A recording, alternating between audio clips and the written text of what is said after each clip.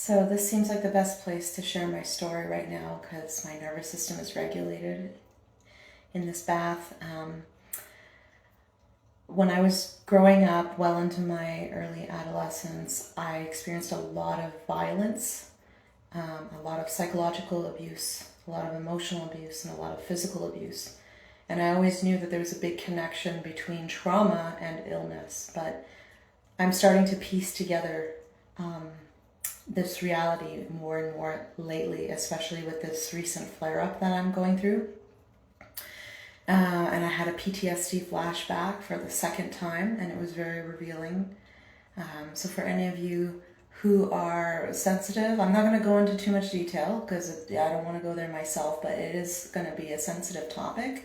But I'm sharing this to kind of shed light on the process of healing and the parallel between trauma and physical illness. And so around Christmas time, I had a flashback in my dreams through a nightmare, and it was violence that was going on in my life. And I woke up in the middle of the night in a cold sweat, and I had a full-blown panic attack. And I looked at it as trauma that's wanting to be released because it's moving through all the chakras and it's coming up through the third eye and going to be released through the crown. So I know that when things in your subconscious are being released or ready to be released, it moves through you that way. And it showed itself to me in my dreams. It wasn't even a dream, it was a total flashback, and I could hear all the details and I could feel everything. Like, it was so real, it was too much. Well, I had another flashback, another PTSD, flashback last night. And, Sean woke me up because I was screaming, screaming, like, stop, no, like he said, full volume, just screaming my head off. So clearly I was really living this dream or this memory all over again. And, when I woke up, I was reminded of the sheer terror. So what I felt with ongoing violence in my life was a feeling of being trapped, like there's no way out, fear for my life, wondering if, if I'm going to be okay, if I'm going to die, if I'm going to whatever. And then obviously the trauma and the intensity was so real that I was afraid of life. I didn't trust life. I thought life was unstable and unfair and dangerous and violent and scary. And I didn't see myself as a participant of life. I saw myself as a burden. I saw life itself as a burden. And I thought life was scary and unfair and unpredictable. And I didn't see myself in confidence to actually navigate this world. So there was pure terror, feelings like I can't breathe, fear for my security, like not just my physical security, but my financial security, fear for the future, fear of physical pain, all of these things. So I wake up in 3 o'clock in the morning with this flashback, and this time I don't go into a panic attack like over Christmas. This time I sit with it and I drew instant parallels. So recently, this infection that I've successfully fought, and an infection I've had for 18 years, I was able to get rid of it through ozone treatment. PCR tests, came up negative. Everything was good. My joints were great. I'm off of all my medication. I went through steroid withdrawal. I got over all these addictive pharmaceutical drugs. And then over the holidays, I hit burnout, and this infection returns in my whole body, and it comes back with such a force that I can't walk. My knee is so swollen. I have inflammation in my spine, my right hand, fingers, my right wrist. My knee is so swollen I can't straighten or bend my leg. I've basically been laying horizontally this week. I've also been fighting a really intense infection in my head for 5 weeks now. And there's been a discovery recently with my specialist that When I had my wisdom teeth removed 6 years ago, the bone cavity never grew back, and I've been fighting an infection for 6 years. And the bone never grew in, so it created a perfect nest to breed and host this viral infection that has been living in my body for 18 years now. So that's been the missing link. It also explains why I've been so sick for 5 weeks. Why my ears are blocked, why I have chronic sinus issues, dizzy spells, migraines, sensitivity to chemicals, swollen tonsils, all these things. And then I start looking back on my life in the past 6 years, and I'm starting to connect the dots of all the infections I've had and why my medication for rheumatoid arthritis wasn't working. Why was I constantly having these infections return and all that stuff. So the good news is we've discovered the source of the infection, and we've discovered why these treatments ultimately collapsed, even though they worked for the first 3 months. They were working really well. And what that did to me psychologically was it threw me into a place of absolute panic and terror, fear for my life, fear for my future, fear for like my financial security, because I can't work. I haven't been able to work at full capacity. In fact, I never have been able to work at full capacity, but much less this year. And now with these treatments and this surgery that's I'm being called to do, I'm going to have to take even more time off again.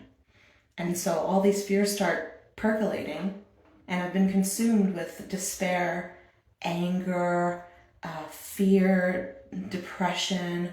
And the one that really connected me to this trauma was feeling trapped in my body and feeling afraid for my life. And the exact feeling that I've been feeling in my body for this past 5 weeks is the exact feeling that I was feeling in my body when there was violence growing up. And so what I'm seeing is that the little girl, the little teenager, the young adult who was terrified during all the physical violence, the emotional, psychological, and spiritual violence, didn't have someone to tell her that she's safe and everything's going to be okay. And that's why right now I'm struggling with all these health issues, because, you don't have to suffer. You can have health issues and not suffer. But I have health issues and I'm suffering psychologically, emotionally, spiritually, because I'm afraid. I'm fucking scared. And I am struggling to tell the little girl in me that everything's going to be okay. Because I didn't get that growing up. Growing up with constant violence, everything was always so unpredictable, and no one was there for me. Nobody. So now I'm having to step into a place of self-empowerment. I'm being called to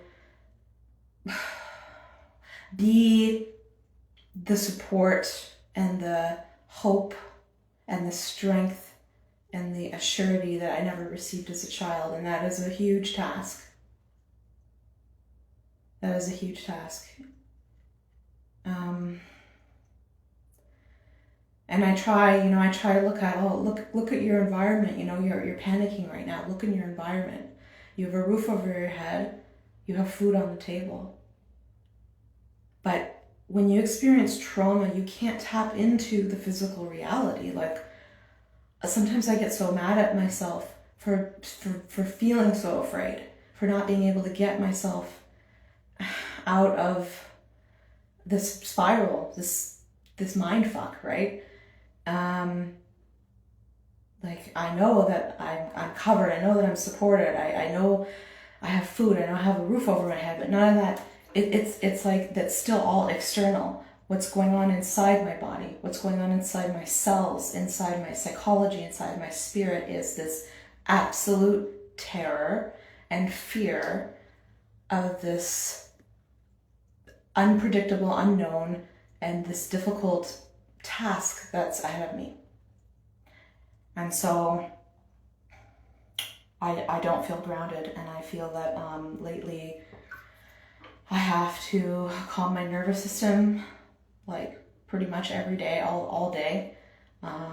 It's just so all consuming, this fear, this trauma that's living inside of me. And I don't have much energy for anything else except for processing this, sitting in a dark room with candlelight, resting a lot with my legs up, reading books, crying a lot, reaching out to coaches and really close friends to be reminded of my strength, because I'm having a hard time cultivating that or uprooting that from my spirit,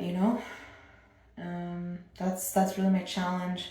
The gift that this whole experience serves me is to, first of all, detach from the physical body, which is a huge challenge for me. To know that we are more than our bodies. That's a big one. That's like a spiritual journey, and that is lifelong.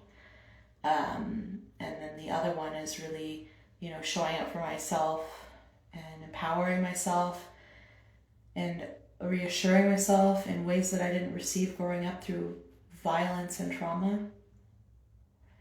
And then advocating for myself, like moving through the medical system. Like I had to see, a specialized dental surgeon in Hamilton, and I'm seeing a specialized alternative practitioner in Barrie at a chelation center. And there's a lot of traveling, and I basically spend my whole day at these medical clinics, and then when I come home, I'm kind of burnt out. So another part of my journey is really just being present with this and accepting that this is my life right now, that I can't do the other things that I wish I could be doing.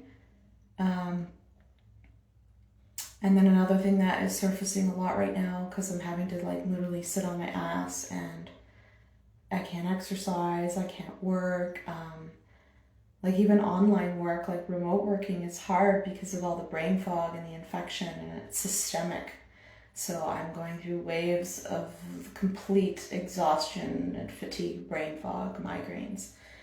So like I'm really being asked to sit with this. It's like a forced vipassana. I didn't ask for this. It's forced upon me, and I'm having to sit with it.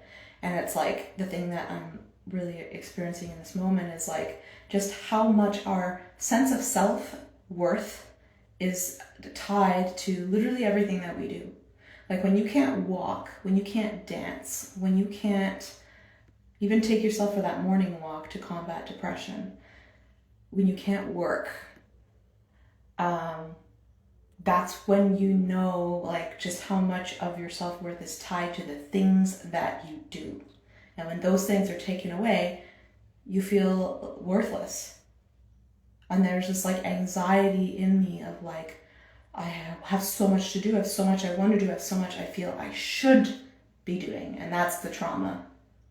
That I should be doing this. I should be here by now in my life.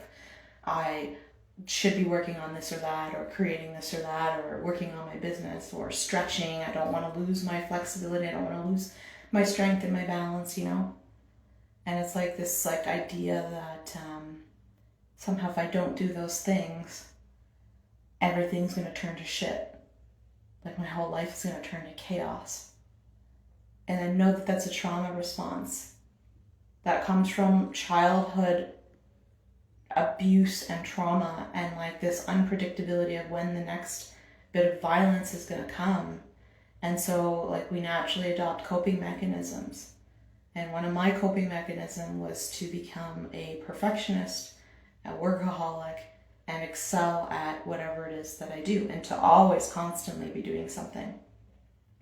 So in this last year of my healing and getting off my medications and going through steroid withdrawal, I was shown a lot of this. I had to face a lot of this, of sitting still and cultivating my own self-worth, and also like quieting the inner child that really wants to do a bunch of stuff just to cover up the pain and the trauma, or the need for control, right? The need to busy myself, the need to work just so that I can feel safe, this illusion of safety. And so I'm actually having to go through this process all over again, but in a deeper way, in a scarier way. It's really intense. And, well, let's just say it's a full-time job. Like right now, this is my work. This is my mission. This is what I'm supposed to be here doing. Sit with this, accept it, process it, transmute it. Yeah. So there's a huge connection and between trauma and illness. And I know that these blocked energies, I know that these fears stifle my healing process, if not delay it or make my symptoms worse. Yeah. And that flashback of that violent episode really showed me like how I felt in my body. It really showed me that it's exactly how I feel in my body right now, fighting this infection, this lifelong infection that seems forever, you know? Yeah, so I don't know. I don't really have any kind of wisdom or advice to share other than my personal journey. And I hope that it's revealing. I hope that it's inspiring. And for some of you, I hope that it's freeing. I really believe that alongside the surgery that I need and these ozone treatments that I'm doing, that the energy work is essential. The processing of trauma is really like the foundation for all of this other stuff to work out for me. So that's where I'm at, and I just wanted to share that with all of you. Thanks for tuning in.